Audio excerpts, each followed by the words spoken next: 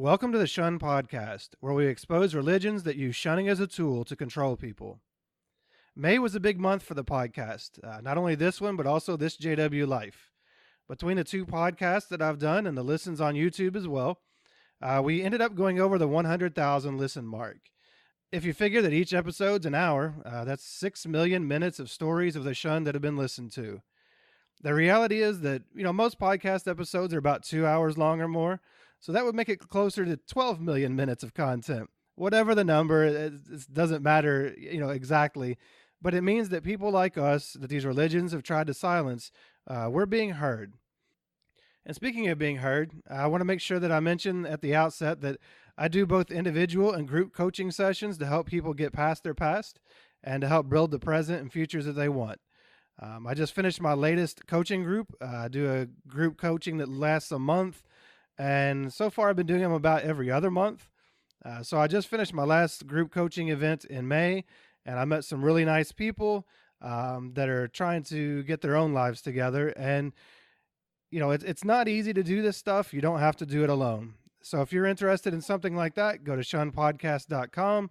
Click on the coaching page, and I might do another coaching group in July if I get enough interest. So if you are interested, if you think it sounds like something that might help you on your journey, just go ahead and go to the website, shunpodcast.com, click on the coaching page, and you'll see some information there. I'm also always up for individual coaching if you prefer to work in that way. So let's go ahead and get into the episode. Today we're going to meet James. James was a member of the Old Order Swiss Amish. That's hard to say. But James is gay, and obviously that caused a lot of difficulty for James amidst the Amish. Just this week, James had his story featured in the New York Times. James is a writer, and we're going to start this episode with some of his writing. Just a production note before we start, we had some audio issues on his end that I did my best to clean up. The audio does get better and better as the episode progresses, so bear with us. After the interview, stick around, and I'm going to tell you something else that happened in the past couple weeks that involves a plane and a convention of Jehovah's Witnesses that I got involved with. So without further ado, let's go ahead and meet James. So welcome to the Shun Podcast. I've got James Schwartz on the line today, and James is the author of the new book called Punatic, Poems from Puna, Hawaii. And we thought that it might be kind of cool to have him start out the interview, do a little something different, and let him introduce himself through one of his poems. So if you'd like to go ahead, James, and take it away. Aloha, Michael. Mahalo for that. This poem is titled Punatic. It's the title poem. Unshaven face. Check. Yesterday's clothes.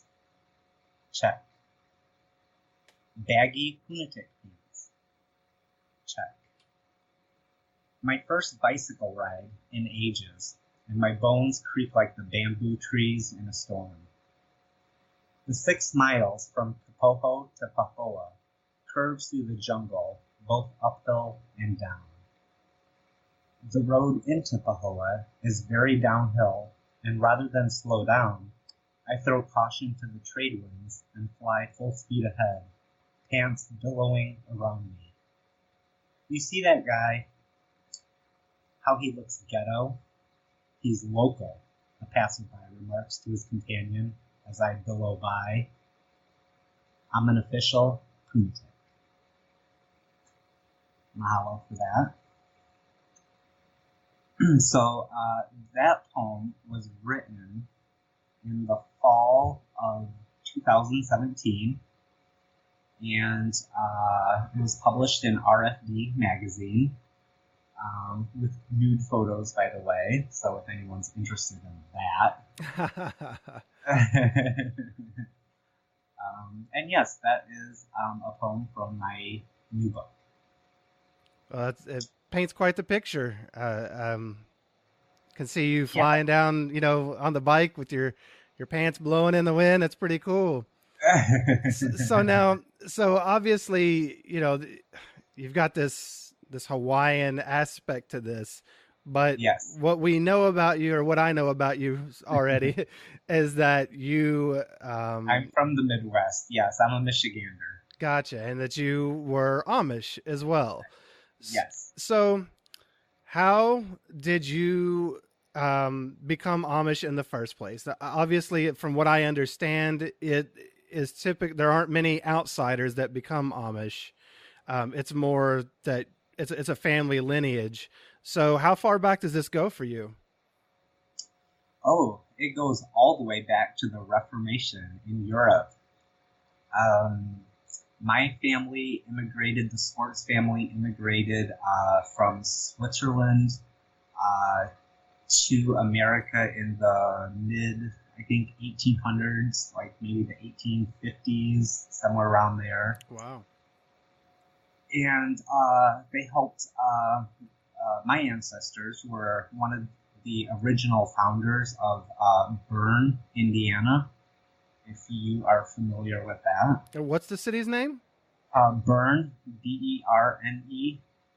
It's in Adams County in Indiana on the eastern side, maybe close to halfway down the state.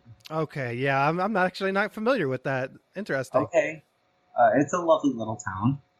It's a Swiss town. They have a lovely park there. I'll have to But might have so, to visit it someday.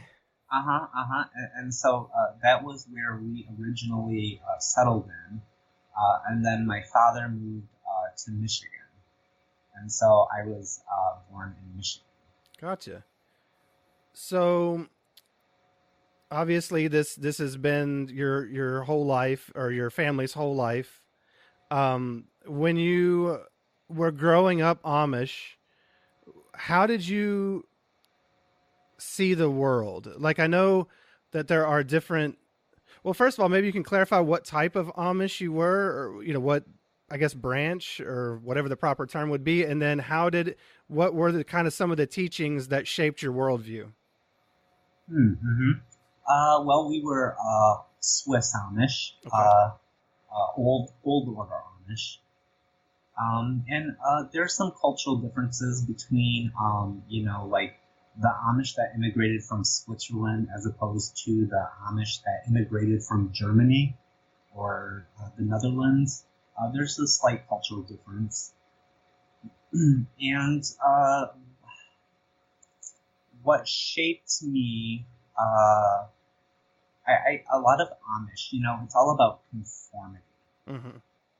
And this is something that you learn at an early age, is how to conform with your peers, with your community. And it's done in a very fear-based way, Mm-hmm. because there's serious repercussions if you don't toe the line in the Amish, yes? Absolutely. So, fear is what comes to my mind. Fear of being unable to conform.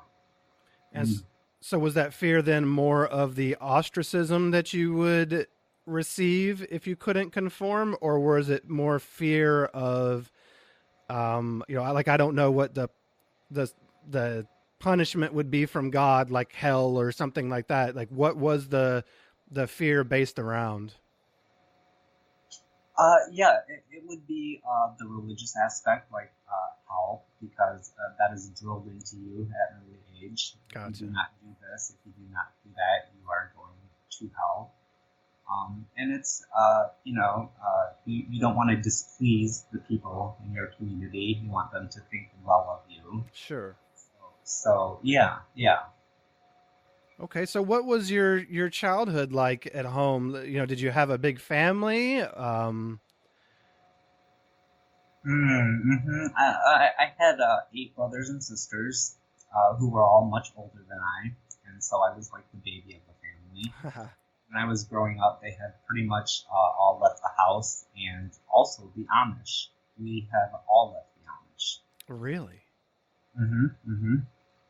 Wow. So was there a lot of pressure on you being To the stay youngest Amish, to stick around and stay Amish? absolutely, probably more pressure than anyone, because I was the last hope, right? That our Oh, Amish lineage would continue.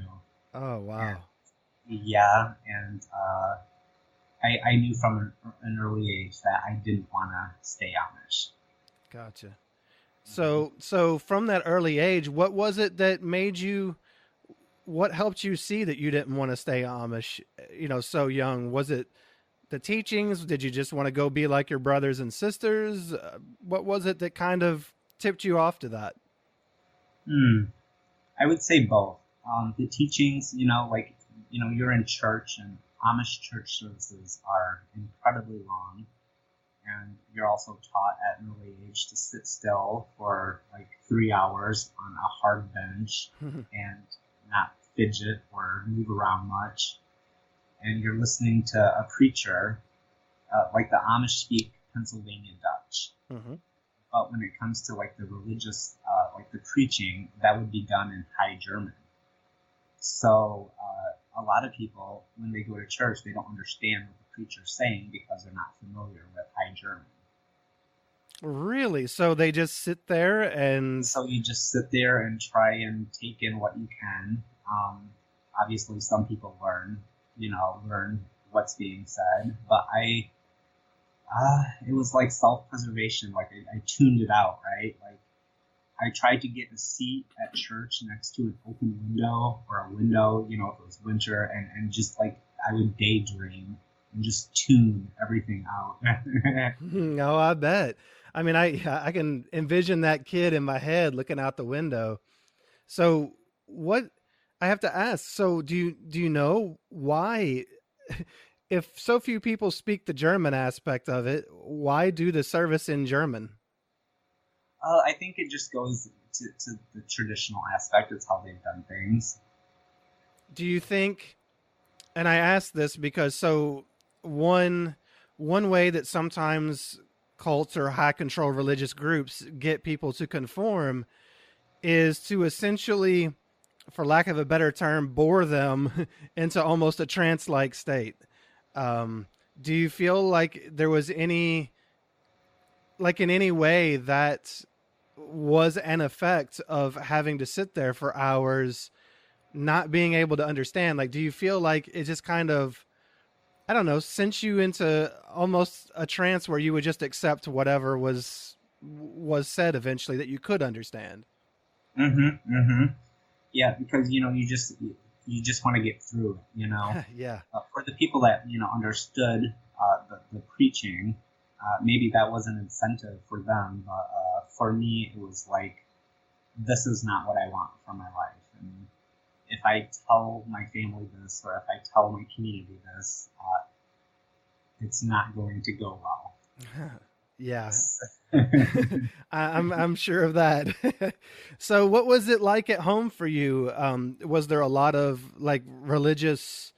I assume there was a lot of religious discussion. I mean, was it an atmosphere where you were constantly going over different Bible things? Well, the Amish aren't really encouraged to read the Bible on their own Oh, really? because, because it leads to questions. Really? I didn't know that. Uh-huh, uh-huh. Um, So, were there any type of religious instructions that you would ever study? Did you have books of any type? yeah, we had like Bible storybooks, Okay. and my father would read from them at night. There was morning and evening prayers. You had to get down on your knees and listen to this, a prayer from the German hymn book. Wow. And yeah, it was a pretty religious environment. Some Amish are more strict than others. Yes.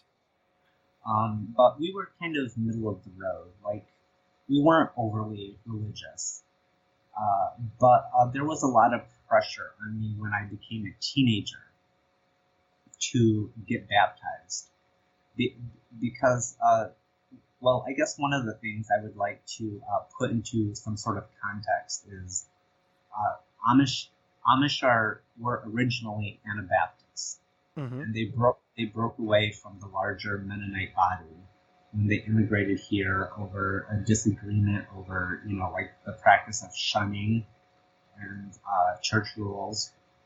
So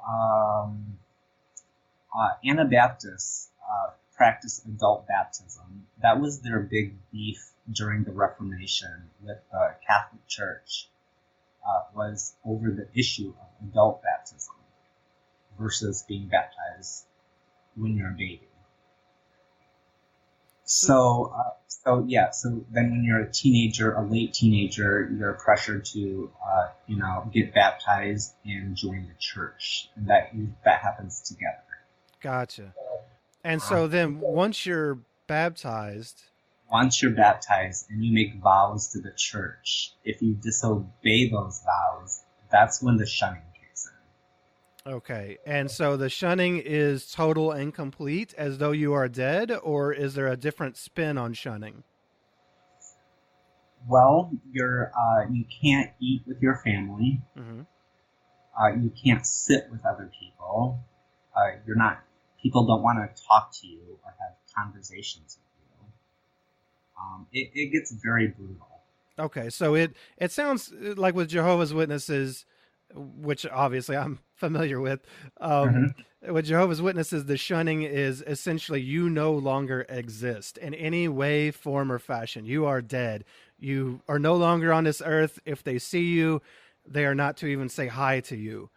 So is it that extreme where they won't even, say a greeting to you or acknowledge you whatsoever? A little bit, because they want you to, get in good standing with the church. So they're going to let you know that you're not in good standing with the church. However, they want you to be. So they're putting all this, pressure on you, like you don't eat with your family, and you're not in fellowship. Yeah. Okay. Yeah, that makes sense. There's always that psychological aspect of it where they're trying to pressure you into coming back. It's almost extorting you with your own feelings to come back to the fold. Definitely. Yeah. So for you, as you're going through your teenage years into young adulthood and this pressure is mounting to get baptized, how did that impact you? And did you ultimately, is that the path you chose? Did you get baptized? I did not get baptized. Oh. The shame of it all, Michael. The shame. I was, my family was not happy. My father particularly was not happy. When I was growing up, I've always been a reader. I loved books. I wasn't interested in sports, or hunting or fishing or whatever. It was always just books with me. That's all I wanted to do. And then I did some writing in school, and I got a couple of awards. And so, that's what was going on with me at an early age. Like this, discovering my love of books. I had a library card, which some Amish don't have, by the way. So I knew that I wanted to leave, but I didn't know. I knew that if I joined the church, I would be making a mistake. So I decided to come out of the closet.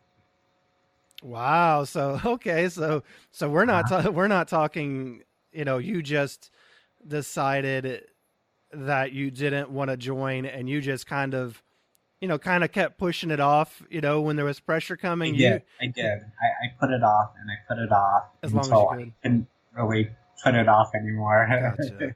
And so then out comes now. So this entire time, growing up, I don't know. I've heard experiences of people who say that, at 4 or 5, they knew that they were gay in whatever way. Was that something that you had always kind of known in the back of your mind, or was it something that just as you got older you knew? Because it's such a heavy burden to carry in a society that doesn't accept you. Yeah, doesn't accept you and doesn't even acknowledge.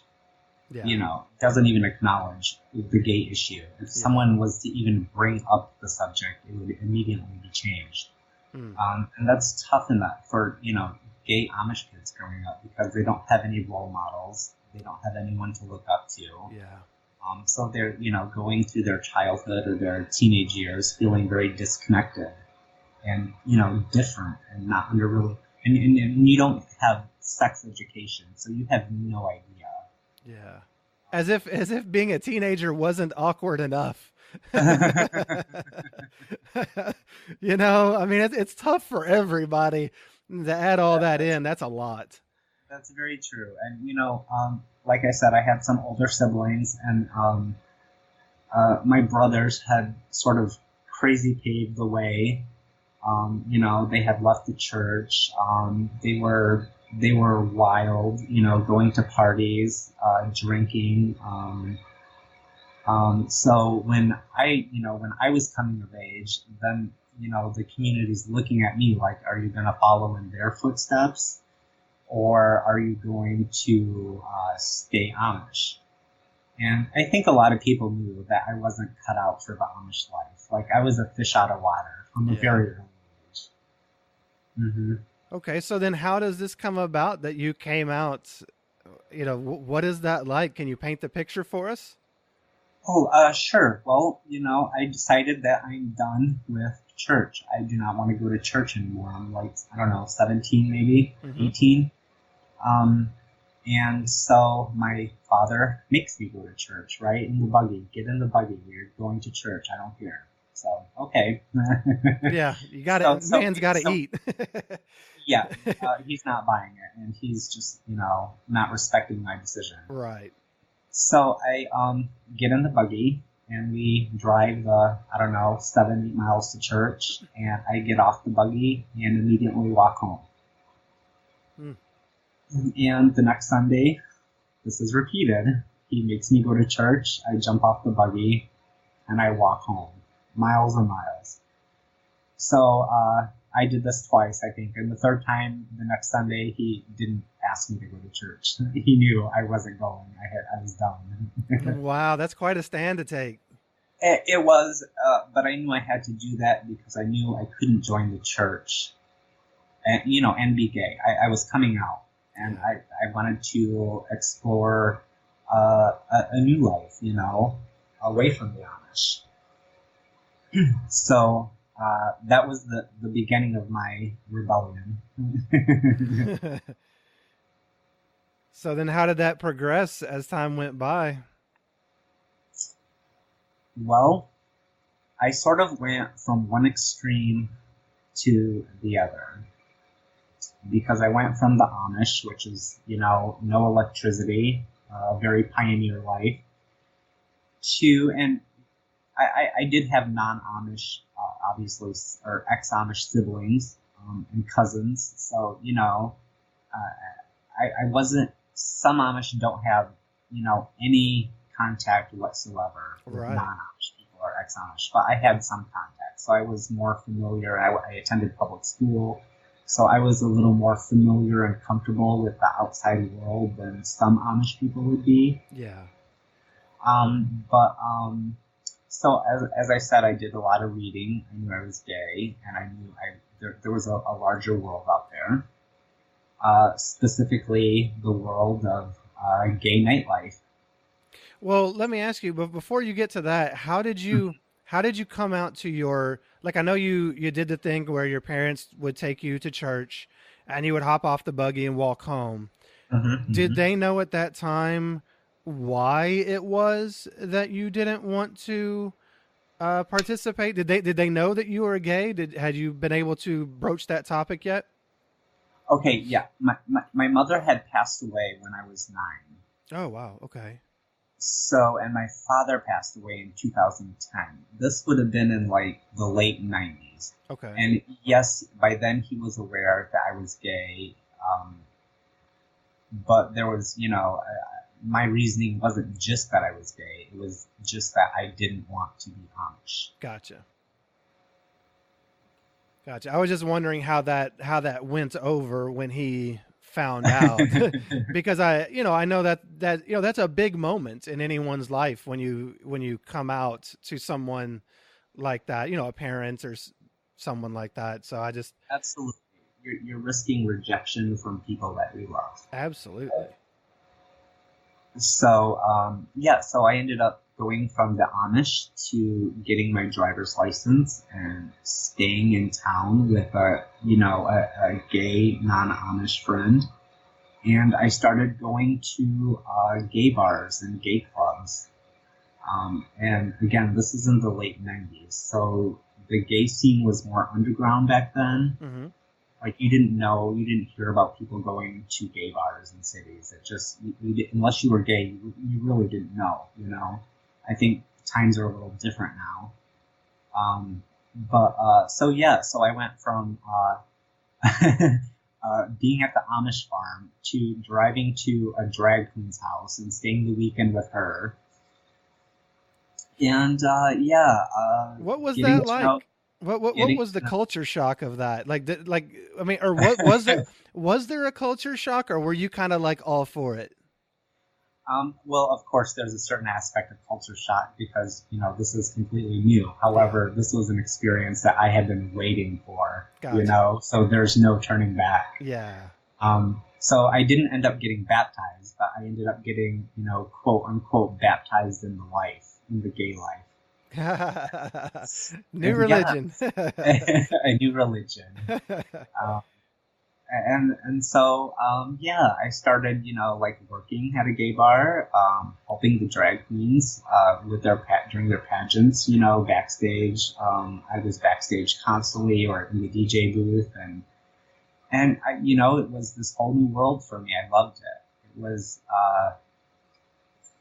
It was the first time that I had been around other gay people, and it had been the first time that I was around people that were accepting of me, Yeah. So how'd it feel to finally be yourself?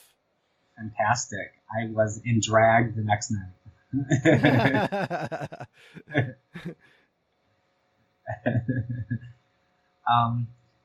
I had a lot of fun. But I would say, clubbing is a younger man's game, and so at some point there's less of it. But during my 20s, I was in a lot of clubs and bars. I mean, I obviously held down a job and worked, but when I wasn't working, that's how I spent my free time. Mm-hmm. So where do you go? You're so now you're still in Michigan, I assume, right? Mm-hmm, mm-hmm. Okay. How does life progress? Do you stay in contact with the Amish at all through any of this? Well, other than my father, not so much, because by then, I'm not formally shunned by the church because I didn't take the vows and I wasn't baptized. However, by my publicly coming out, word spread. Everyone knows how things stand, and so there's no effort like we must bring him back to the Amish. Their attitude was more like, no, I think we're gonna let him go. So it's kind of like what you said about how there just is no conversation about it within the group, so they were treating you just like they would treat the subject of being gay or whatever, like itself, like just the same way they would not talk about it and they would change the subject, I guess, is the way that they started to treat you. Mm-hmm, mm-hmm. Yeah, growing up, when I was very quiet, I was shy, I was slightly effeminate, but I was always reading books, and the Amish picked up on this and saw that I like to read a lot, and so all of a sudden I start hearing, when I'm a child, I start hearing, you could grow up and become a preacher, they're trying to nudge me in this direction. And what they didn't realize, of course, was that I was reading secular material. I wasn't reading the Bible or any religious material. I was reading, not necessarily as a child, but, teachers pointed me to writers that I should read. And so in my teenage years, in my 20s even, I'm at the Amish farm and I'm, spending my nights reading Shakespeare and poetry and the classics. Yeah, kind of the Which more opposite. people should do, by the way. What's that? Which more people should do, by the way. Oh, yeah, I'm sure a little culture wouldn't hurt most of us. Yes, yes. So, how does life progress then? You know, you're out, you're living your new life, you're immersing yourself in the gay community locally in Michigan. How do things progress from there for you? Well, that's how things stood through pretty much my 20s. You know, I did some traveling. I went down to Florida and I lived a year in I lived in Sarasota and Tallahassee, and I just sort of, you know, expanded my horizons a little bit and came back to Michigan because my father needed a caretaker because he was getting elderly. Mm. So and none of my brothers or sisters wanted to move back home and take care of him. So it was up to me. And that was in 2004. And so I did that up until 2010 when he passed away. I have to ask, so what was it like being back in that community again, and with the way they would treat you? Well, yeah, my family was, my immediate family, I should say, an extended family, are very disapproving. No one's happy that I'm publicly gay. They don't like it. They're very right-wing conservative. Sure. Mm-hmm, mm-hmm. But how did it feel inside to like the thought of, okay, so like I'm an ex-Jehovah's Witness. If I were to think about going into a Kingdom Hall, which is the name for their church, if I was to think about going back into one for any reason, it makes my stomach turn, because there's just so many bad memories and it's just such an awful thing for me. So for you, how was it? So when my father passed away in 2010, he had a traditional Amish funeral. So therefore, I got to see all of my former Amish community again. Mm-hmm. And the preacher that conducted my father's service decided to take that opportunity and preach an anti-gay sermon. Oh, come on. Really? Sins of the flesh, etc., etc., etc. At your dad's funeral? Mm-hmm. Mm-hmm. Was it about, did they at least eulogize him and do something about him, or was it all an anti-gay tirade? It wasn't all an anti-gay, but okay. It was very, and part of it was also directed at my siblings who had left the Amish for, other reasons. But the sins of the flesh bit, that was pointed at me. But the eulogizing my father, they don't really eulogize people, like talk about their life and the things they've done. It's very, it's more scripture, reading scriptures and that sort of thing, as opposed to, talking about someone's life. Gotcha. So Amish can be very unsentimental that way. It sounds unsentimental, which honestly, even the community I came from, the funeral talk is more of a sales pitch to become one of Jehovah's Witnesses than it is about the person who died. Okay. So I understand that, but the whole giving a talk aimed at you or your siblings, that's just brutal. It's just so inhumane. That's not the time to have to do that. You know what I'm saying? Yes, I was shocked. However, I didn't give any reaction, and during my father's viewing, I had been in one long-term relationship that was almost 8 years, and it was good. And he came to see me at my viewing and gave me a hug and everything. And all these Amish people are watching us, right? Oh, I'm sure you were the talk of the whole thing. Talk of the town, so to speak. Yeah, and it's like, it's about my father, but it's not about him. It ends up being about me. Yeah. Yeah, man, I'm sorry you had to go through. Like, I'm sorry that happened because it's just it's such an awful way to end all that. Um, Yeah, it is. It's come from a long line of Amish, and me and my siblings and I didn't stay Amish. However, it's kind of like if you don't benefit them in any way, then they don't want to associate with you. yeah, and it's Mhm. like we Mhm. have said before, being Amish is kind of like, because of all the heritage, it's kind of like being Jewish or something where you have a cultural aspect to it. And so, it for them to turn their back on you like that, I don't know, it just seems a little more impactful because it was your whole life up to that. It was my whole life. Yeah, I mean, you lose your family and you lose your entire community. Yeah. Yeah. And this is true of all gay Amish that choose to leave the church. I mean, you're gonna get shunned for leaving, but I mean, the church puts you in a position where you cannot be true to yourself. Yeah. Yeah, and where they can't even be humane to you.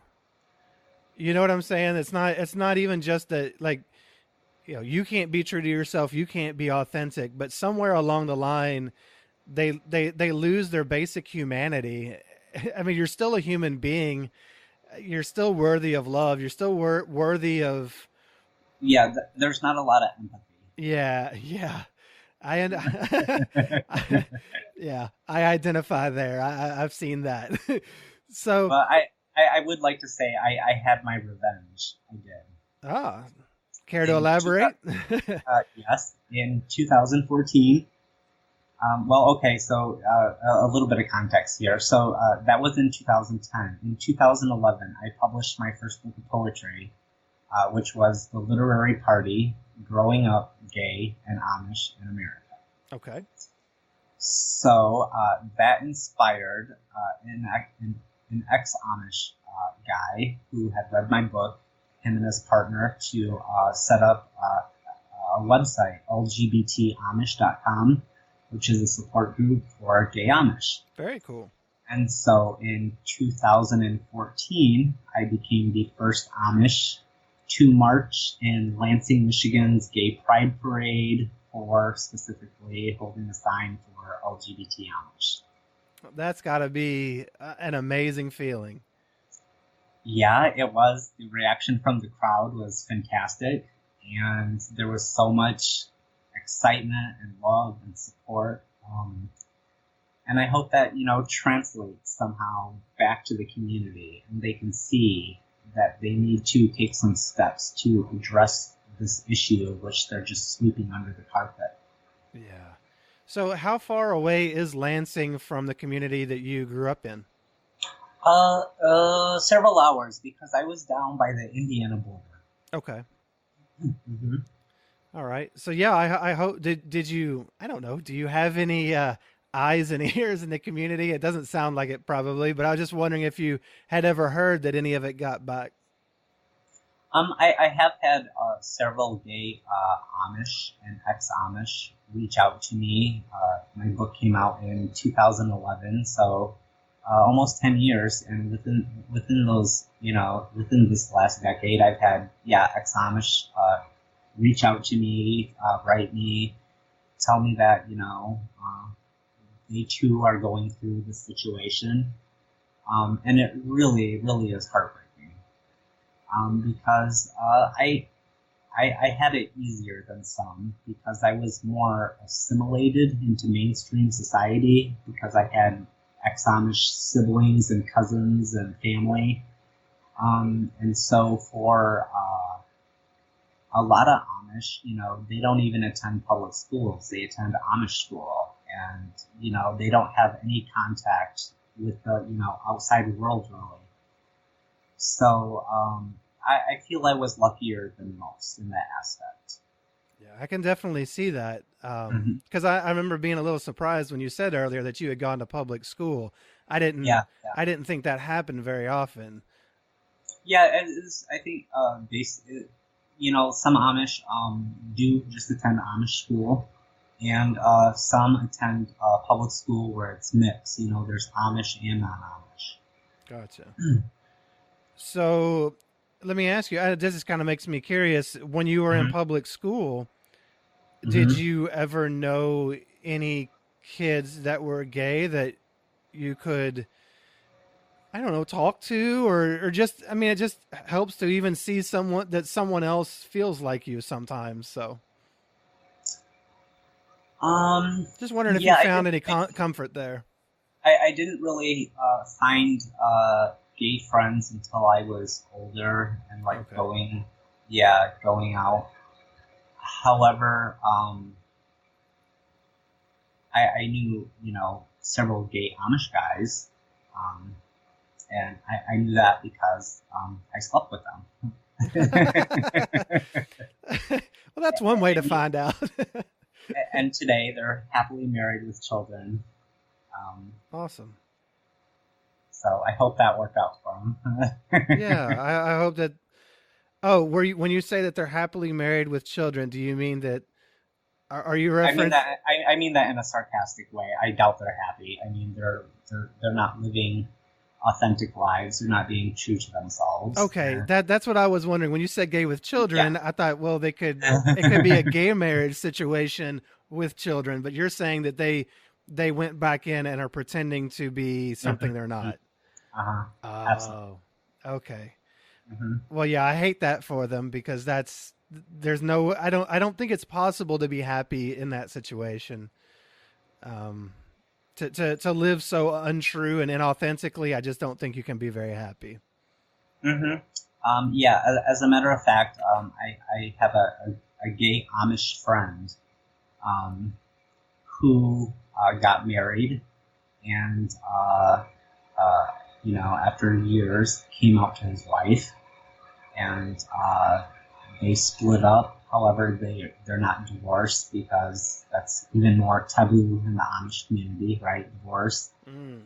Um, but yeah, so you know, she lives in one state and he lives in another state, and yeah, the situation's a big mess. I'm So so glad that I was not pressured into marriage or even joining the church for that matter. yeah, it sounds like you really had at least some unique situations or circumstances that that I don't know softened the blow, or Mm-hmm, I mean, not that mm-hmm, it wasn't still awful, but right. um, so how did you adjust? How did you deal with adjusting to this new life? I mean, because although being gay is obviously a big part of your life or whatever, but like you were also going from a culture where you didn't have like electronics or Mm-hmm. maybe even I know you said that you got your license and got out or whatever, but just how was the adjustment just to, I don't know, watching TV or going to movies or just the world outside that community?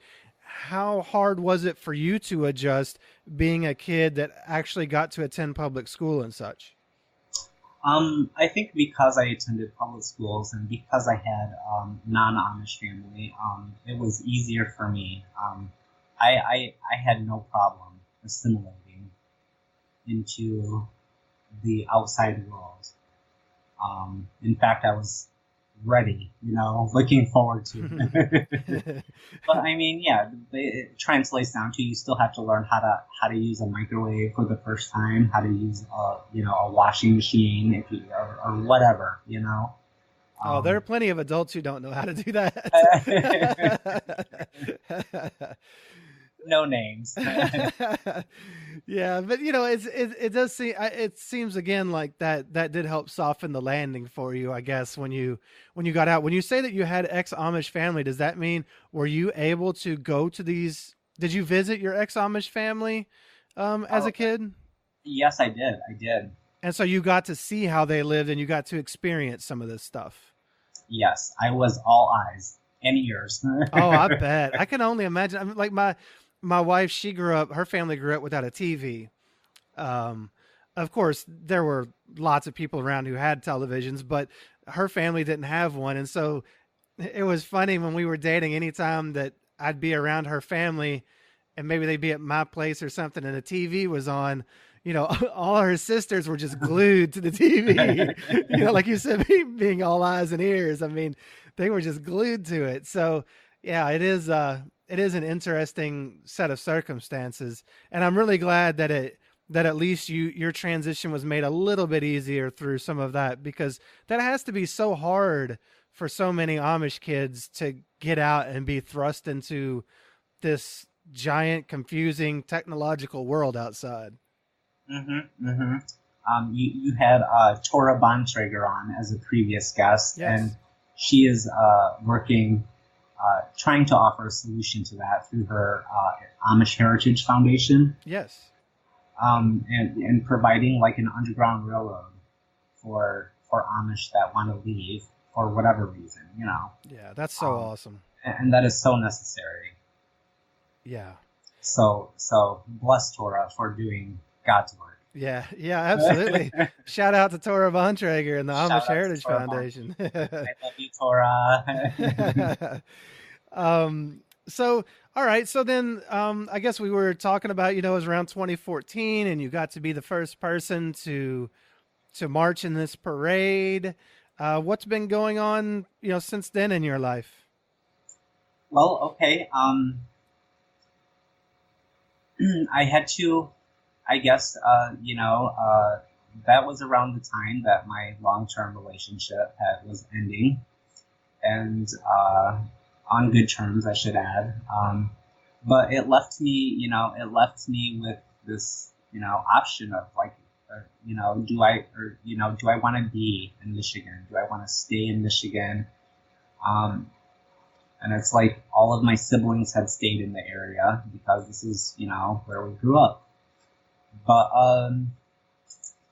Michigan, it's cold. They have a serious opioid crisis in Michigan. They have a serious meth problem in Michigan. And, this is the community that you live in. And I'm looking around at, this, and I'm like, this is not what I want for my life. This is not the quality of life that I want for myself. So I decided to move to Hawaii. Now, how? Well, first of all, I just lost all my Michigan listeners. but second of all, I mean, you know, why Hawaii from Michigan? Well, I love Michigan, don't get me wrong, but it's really toxic right now, especially considering the political circumstances that we're in. Right. It's very, there's a lot of hate and intolerance and racism and homophobia and bigotry, everything. It's just ugly. I just decided I had already lived in Florida, and, nothing against Florida, but I knew that wasn't exactly what I wanted. And so a friend that I had met told me to try Hawaii. And so I did. And how'd you like it? I love Hawaii. I love Puna, the Big Island. I'm on the Big Island. I got here in late April of 2017, and nearly a year later, we had the Kilauea volcano erupted. So I got to live through a volcanic eruption. Oh, wow. Yeah, that was really intense, and it inspired my new book of poetry. But no, I love Hawaii. Puna is a very unique area of the world. It is known internationally as a home for spiritual refugees, of which I am one. Really? And it's been home for almost 2 years now, and I love it. I do. I have a lot of friends here. If the stars align, maybe I will meet someone. But until that happens, I am happily single. Mm-hmm. Well, it sounds like you've moved on quite a bit from your Amish upbringing. It kind of brings up a question: what is there anything that you take from your Amish upbringing into your life now? Oh, absolutely. It comes down to like the basic values. Like Mm-hmm. don't steal, don't lie, don't cheat, treat people the way you want to be treated. I mean, that's a beautiful way to live. Mm-hmm, mm-hmm. The lifestyle of the Amish. The no electricity, the buggies, and everything. That was one of the reasons I left. But in terms of moral values, uh, you know, um, yeah, I still take that with me. Is there Um, anything about the simplicity of life without some of the things that you know the you know the you know what I may be wrong here. I would assume that the Amish life is a little more simple, but without some of the conveniences, maybe it's more complicated in ways. I don't know. But I'm just wondering, is there anything that you miss about living on the farm or, the buggy rides or anything like that? well, I don't really miss the buggy rides because they're long, and in the winter it's really cold.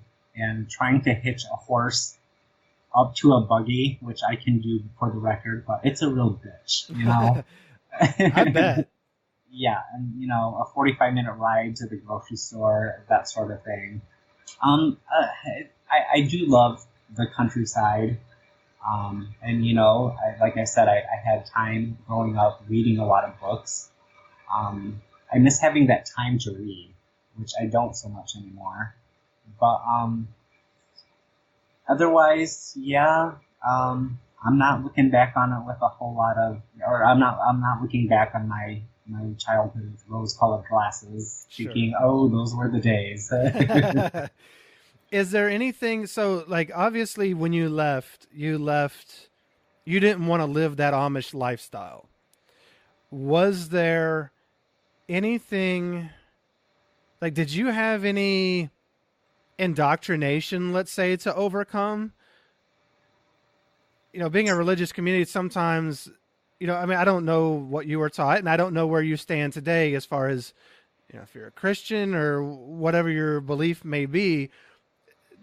Were there any, like, I know for a lot of witnesses, there's so much to overcome as far as the indoctrination that we went through mentally and emotionally. Did you have anything like that to go through? Yeah, I'm sure I did. Like I said, I tended to tune out a lot of the teachings. And when people discuss the Bible and religion, I just sort of tuned it out because even at an early age, I was aware on some level that it was in my own interest, my survival, to just not pay much attention to the religious teachings and the scriptures, because like when I came out, and my father's like quoting Leviticus or anti-gay Bible verses to me. I was also aware that people interpreted Bible verses or scriptures differently, Mm-hmm. so that you're telling me, whether it's my father or my brother or a cousin, you're telling me I'm interpreting the scripture, and I could love you or I could hate you, but based on my personal interpretation of this of the Bible, I'm going to hate you. I'm going to separate myself and disconnect from you. So, and I'd seen that happen for various reasons, and including the practice of shunning. And I knew that religion, at its most basic, should be about unity and not division. Yeah. So you could see already that it wasn't going to be good for your life, so you stayed away from it and kind of protected yourself. Yeah, absolutely. And I again, I feel so bad for the gay Amish youth today that are in the closet, with no role models, and maybe they don't even attend, public schools, because you're so isolated from society, that and a lot of Amish, yeah, they're forced to listen to a lot of scripture. They're forced to talk a lot about the Bible, and that's what I didn't want to Yeah. do. Yeah. Yeah. Sounds like you were a pretty insightful kid, really, to notice some of that stuff and be able to use it for some measure of self-preservation. Thank you very much. Yeah. I mean, that's awesome. So is there anything that you would like people to know about the Amish who have never been Amish? Is there anything you'd like to clarify, or anything that you just think people ought to know? Well, for Americans, gay marriage is legal. However, in the Amish, it's not legal. Right. And I would like the Amish to change. I think their lack of education is a huge factor. And it's kind of like we're at this time where we're becoming more and more dependent upon technology, and that's disconnecting the Amish even further from society. Absolutely. I mean, you talk about education, and we live in the information age now. Everything is at your fingertips if you have the technology to access it. Right.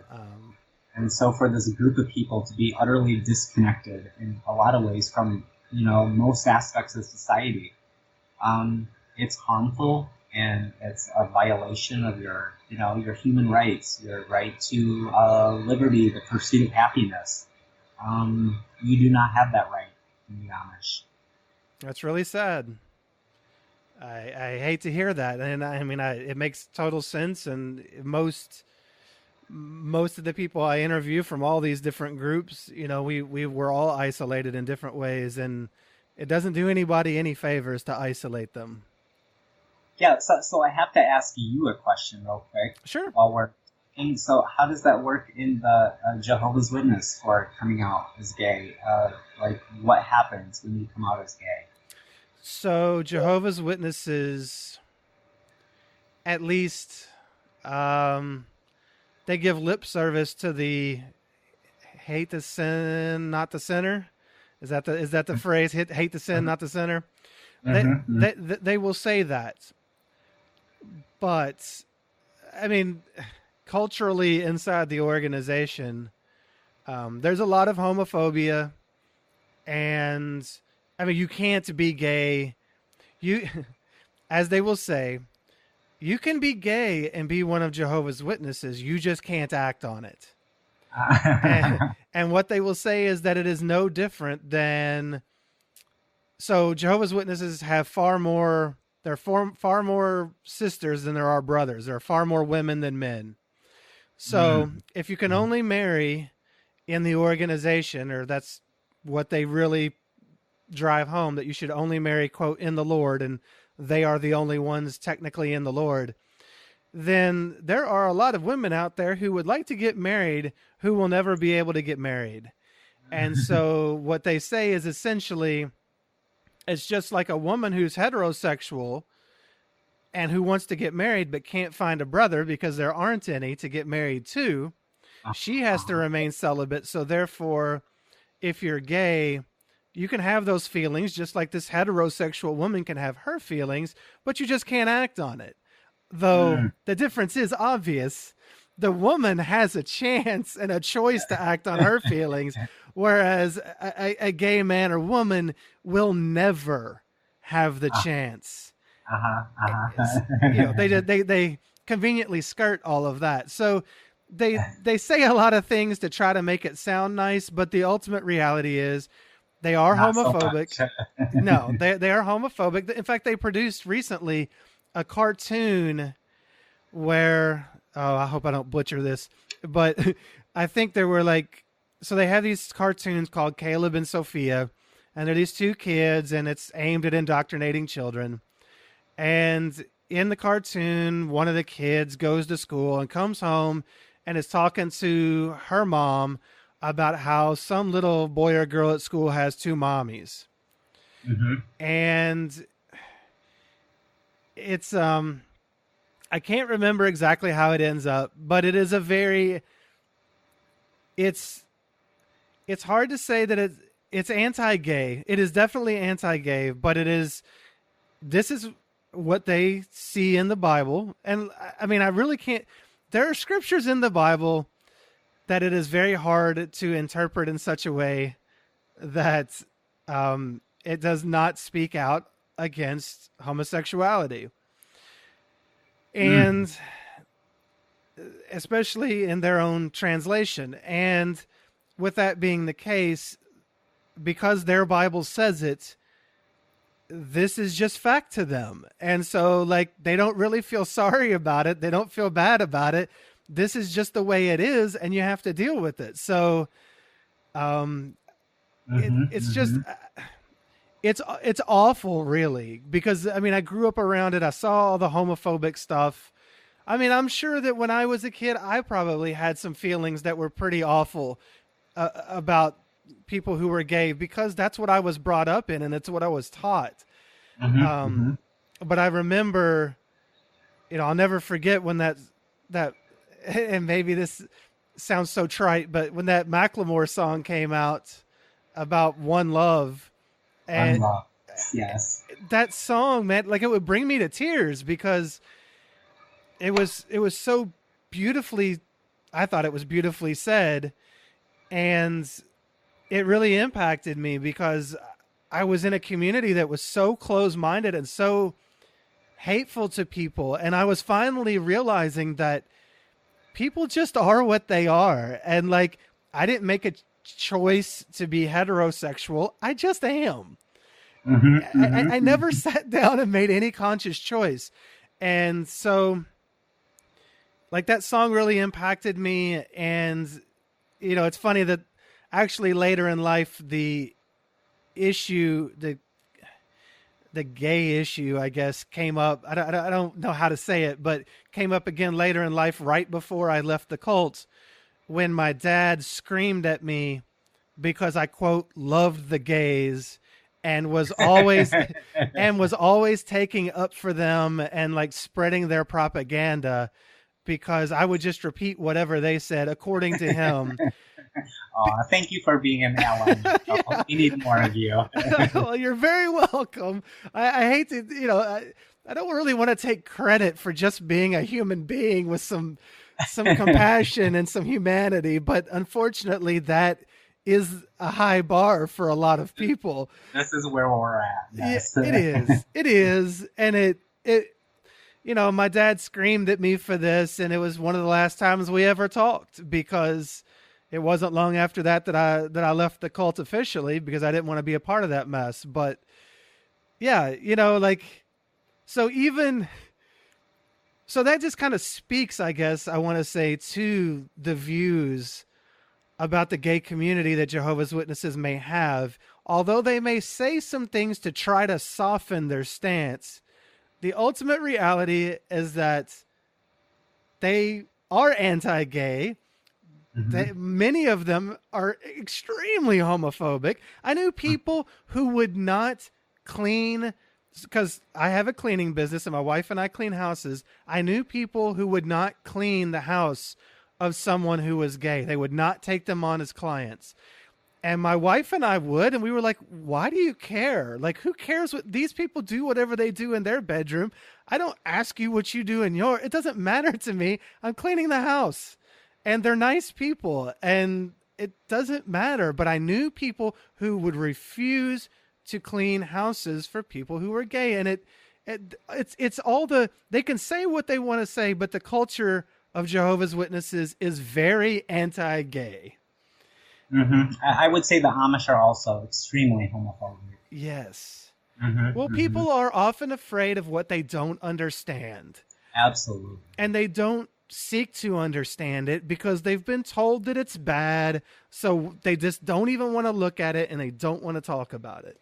And I hate that. And I guess I should probably apologize for all the horrible feelings that I had as a kid growing up in that community toward people who weren't like me, because I was bred to feel and think a certain way about other people. I mean, I never did anything to anybody. I was certainly not like that, but I'm sure I had a lot of awful feelings toward people. It's hard to remember at this point in life, but I'm sure I did because it's a very, so much of religion is very patriarchal and stereotypical and awful. So yeah, I hate that people have to go through that someone like you or, anyone in your community has to go through the garbage that they're put through by people who are ignorant and not willing to try to educate themselves. Very, very nicely said. I guess I feel that times are changing. Yes. And, the gay community is making an effort to, leave no one behind. And that means gay Amish, gay Mennonite, gay Jehovah's Witness, gay Mormons. And if we have any listeners out there that are gay, Mormon, Jehovah's Witness, get back with us because we would love to hear from you. Because dialogue is very important. Yeah, and so how would you encourage a person through that website that you mentioned earlier or a specific way? Yes, there's lgbtamish.com, and that is just the support website. And if they are looking for resources to leave, I would suggest the Amish Heritage Foundation. Again, Tora, who is doing amazing things to facilitate their leaving if they need to or want to, because they don't have that option. I can't leave because I don't have anywhere to go. I don't have any money. I don't have a job. I don't have anything except for a lot of angry community members after me, right? Yeah. So I would say that. For gay Amish, at least, you're having some options put on the table for you. Yeah, and I think there's enough similarities in all of our groups, and I know our group is catered toward the Amish, but I mean, heck, if you're dealing with these things and you need somebody to talk to or whatever, I mean, like you just gave a website that people can go to. There's also the Trevor Project, which is aimed at LGBT youth. So if there's anyone listening that is an LGBT youth, check out the Trevor Project. Awesome. And that will have some resources for you. Awesome. And heck, shoot me an email on the site. I'm not going to say that I have specific resources, but I can be a listening ear. I'm willing to help where I can. So Michael is your ally. Yeah, I'm sorry. I would certainly hook somebody up with any resources that I could find for them. And sometimes you just want to be seen and heard. Absolutely. I mean, sometimes that's all it takes. Mm-hmm. So if you could say now, I know that I guess your immediate family is your parents have passed and your siblings are out. Right. So I don't know if you have any family or friends that are still in. Do you have anyone still in? In the Amish community? Yeah, in the Amish community. I do not. You don't? Wow. I have cut all ties. Wow. Mm-hmm. Mm-hmm. So I was going to ask you if there was anything that you would say to them, but, on behalf of your friends or family, but is there anything, I mean, you've kind of already touched on it a little bit, but is there anything, because you were talking about how you would like to see. That I would want to say. Yeah, to the Amish, yeah. I think I said everything when I left. Actions speak louder than words. So there you Absolutely. go. Absolutely. I was thinking, you had kind of said that you would like to see them change. I would, Um, I would challenge any Amish bishop, on their anti-gay views, and specifically, gay marriage. If two adult consenting Amish men want to get married, they should. I mean, they should be able to pursue happiness if they want to. Um, this whole gay marriage ban is, more and more out of touch with society. And I would challenge any Amish bishop to on the issue of gay marriage, because I want them to reconsider their views for sure. yeah, I like that. You mentioned the pursuit of happiness. I think that's what we all want. We're all just looking to be happy in this life. Hmm. Hmm. And we're not, And when your religious lifestyle, is a barrier, is a wall between that, you need to leave the religion. It's not working for you, or the religion isn't working. Period. yeah. Because religion should be about unity, not separation and not division. If you get into division, separation, you're the opposite of religion, right? Oh, sure. Well, and, two gay men or two gay women that get married don't hurt anybody. But religious dogma that is divisive and that casts people out and shuns them is actively hurting people. Very well said. And there's just no use for it. There's no place for it really in modern society. I agree. So, speaking of happiness, what do you enjoy about your new life, and are there any dreams that you have? Oh.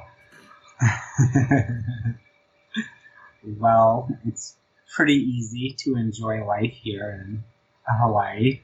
Yeah, I'm a little jealous right now, I'll admit. Yeah.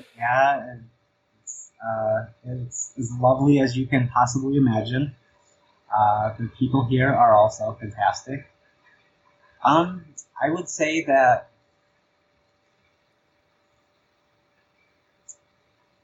my dream is to continue writing. I love writing poetry, essays. I've published a short story. I don't know if I want to write more fiction or not at this point, but continue writing and continuing to make sweet, sweet Puna my home, whether the volcano blows up again or not. Well, hopefully it doesn't.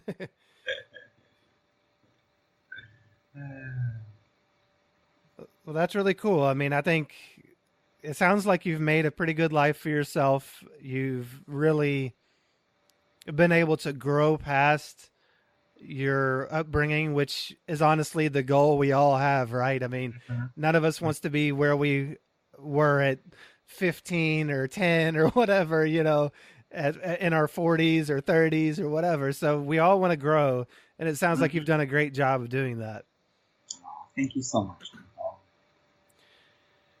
Well, I really appreciate you, reaching out and telling your story. Was there anything that maybe you had that you wanted to talk about that you didn't get a chance to?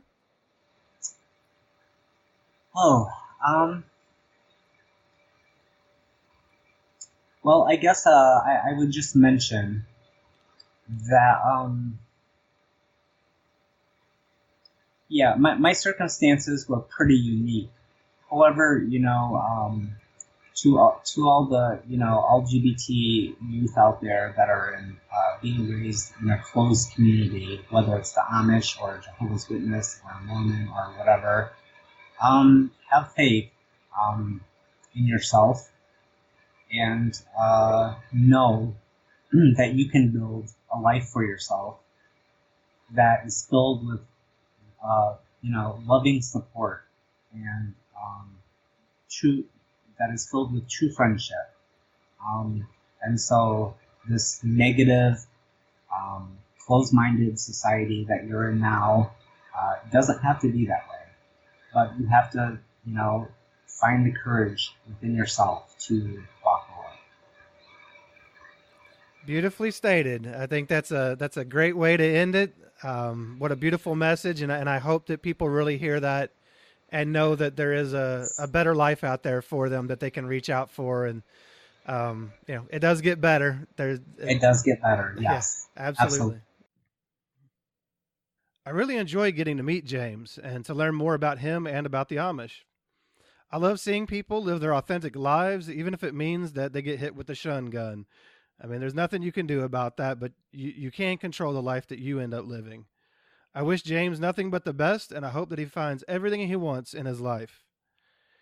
Go to shunpodcast.com to leave a message of support for James and to find the resources mentioned, including a link to the article that he's in from the New York Times. While you're there, go ahead and pick up a t-shirt with the Shun logo on it to support the show. They're pretty cool, and I've actually had some pretty good comments from wearing my own. You can also send me an email there or even a voicemail that I can include on an episode.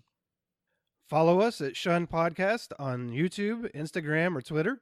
You can also join the Shun Podcast Facebook group with almost 400 others that enjoy the podcast and want good community.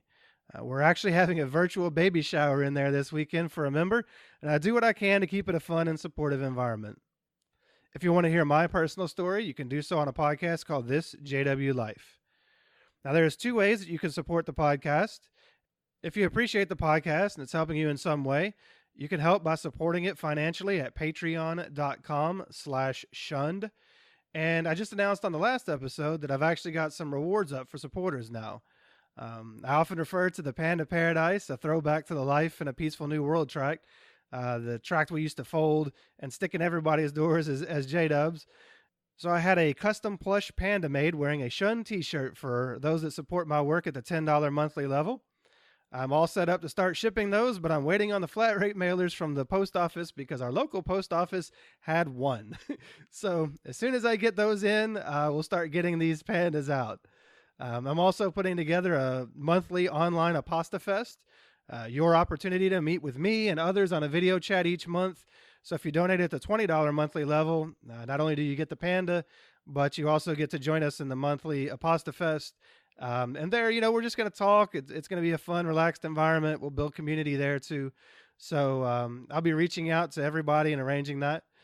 Just go to patreon.com/shunned and you'll see the details right there. Supporting the Patreon helps me to keep this going at this rate. It means the world to me personally. I'll shout you out if you sign up here. In fact, I need to shout out some people right now. So I want to say a big thank you to Brandon, Rachel, Lisa, and Janessa for stepping up and supporting the show and what I'm doing with the podcast and everything else. If I missed anyone, let me know. Doing my best to get through these and to keep track of all this. The Patreon interface isn't the easiest. But anyway, I really appreciate you taking your time to sign up to help me keep going. It's encouraging to me, and it makes the time and money that I put into this a lot easier to do. So I teased you at the beginning of the episode that I was going to share something with you that I got involved in recently. In fact, if you donate to the show, you were involved in this and you didn't even know. Your donations don't only help me to do this work, but sometimes I use them to further it in other ways if I find a good cause. I actually found out that an ex-J-Dub named Jennifer Torres was planning to organize a plane to fly a banner over a convention in San Diego that was being held in an open-air stadium. The regional conventions this year, their theme are Love Never Fails, which you and I both know is a bunch of bull because their conditional love is completely nothing but a failure. So she wanted to fly a banner over that instead of Love Never Fails said Love Never Shuns. So it's not cheap to do so. To get a plane, first you got to get it up in the air. You got to get the banner and everything. Once you get it up in the air, it's a little cheaper to keep it going. But we needed to get it off the ground first. So I'm not the only person to donate, but I saw that she needed a certain amount to get the plane up in the air in the first place. So I donated over a month's worth of what I received to make sure that the plane was going to fly. Because of that, and some others that donated after I shared it and others did, we were able to double that time that we were able to get the plane to fly over the convention. So imagine sitting in that convention while being told that love never fails and seeing this banner that says "Love Never Shuns" flying around for 30 minutes. Imagine if you were a person that is PMO, physically and mentally out, sitting in that convention seeing that. You know that somebody in there was, right? I mean, somebody was sitting there watching this banner fly over and secretly cheering it on. Can you imagine just, sometimes disfellowshipped people go to the conventions, people that are physically being shunned in that moment. Can you imagine what it might have felt like to be that person sitting there in that convention and to look up and see this banner flying around? It would have to feel amazing. And Jennifer knows that one family left last year after she flew her banner because she actually had dinner with them this year, the same weekend as the convention that we flew the banner over. How cool is that? So those of you that donated helped me to help her make that a reality. So another way, if you want to support the show, doesn't cost you anything, is to leave a 5-star review on iTunes or wherever you get podcasts. Not only for Shunned, but also for this JW Life. Doing so helps other people to find the podcast because it helps in the rankings on iTunes or wherever the podcast is listed. Like I mentioned at the outset, I offer both individual and group coaching programs to help people get past their past, to find themselves, to help them get unstuck in life after a cult. If you'd like to work with me individually or in a group, I am a certified coach and I want to help. So go to shunpodcast.com/coaching and you'll find the information you need there. We're going to close this episode out with the song No Hell Yet by Fair Voyeur. You can find a link to her song, to the Patreon page, to the show, to resources that were mentioned, to the New York Times article about James, and all these things, not just on the website, but if you're listening on a podcast app, you can probably get it in the app by looking at the description for the particular episode. So as we end all episodes, love others, do no harm, and go be happy.